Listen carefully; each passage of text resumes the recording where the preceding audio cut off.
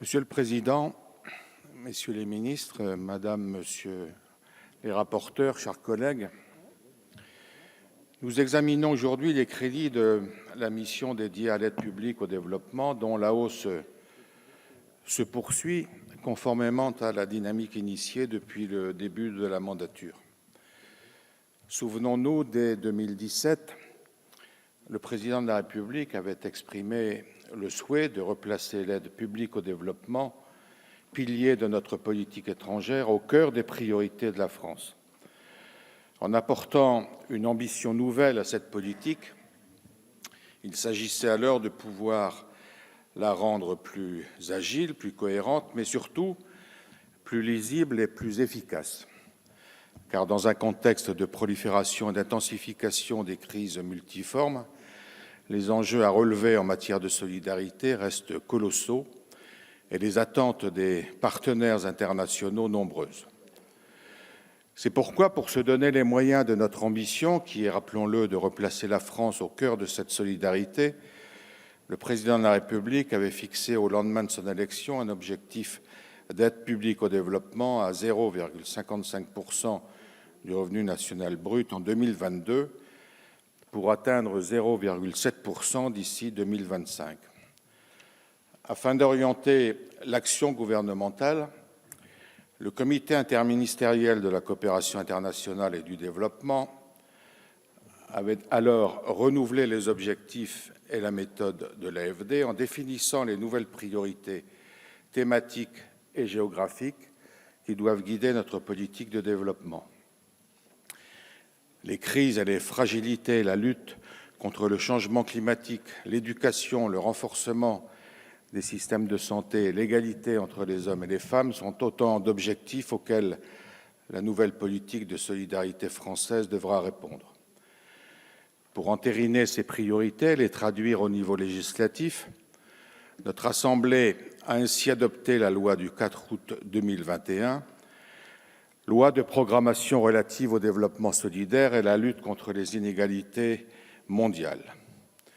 Une grande loi conduite à votre initiative, Monsieur le ministre de l'Europe et des Affaires étrangères, qui marquera durablement celles et ceux qui se sont impliqués dans son élaboration. Alors que nous sommes réunis aujourd'hui pour voter les crédits qui seront dédiés en 2022 à l'aide publique au développement, c'est une grande fierté pour notre groupe de soutenir ce budget qui acte le respect des engagements présidentiels.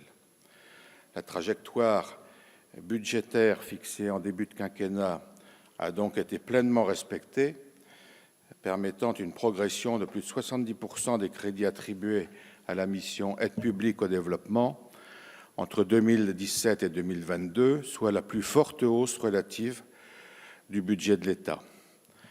Dans un premier temps, le budget 2022 contribuera pour la France à honorer ses engagements vis-à-vis des grands fonds sectoriels.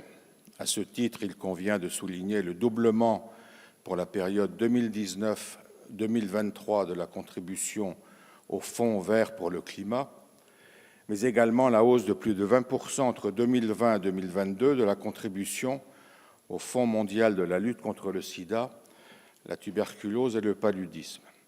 Rappelons que ces contributions multilatérales sont essentielles puisqu'elles orientent l'action des organismes internationaux vers les géographies et les secteurs que nous considérons comme prioritaires.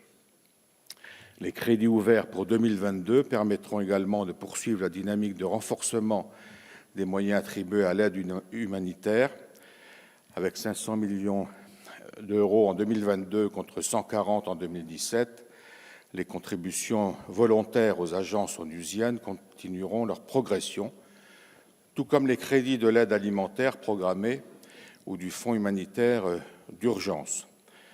Le groupe démocrate soutiendra l'adoption de ces crédits qui traduisent un budget cohérent et à même de répondre aux objectifs qui relèvent de l'aide publique au développement. Cette action et cette politique répondent à une volonté politique ainsi réaffirmée, à une ambition renforcée qui s'inscrit dans ce que nous considérons comme la vocation de notre pays en lien avec son histoire et les valeurs qu'il porte, dans le contexte international incertain auquel est aujourd'hui confronté le monde et qui contribue, pour certains pays en tout cas, à accroître leur fragilité et leurs injustices. Il importe que la France incarne et illustre concrètement l'approche humaine et solidaire de la coopération internationale. Je vous remercie.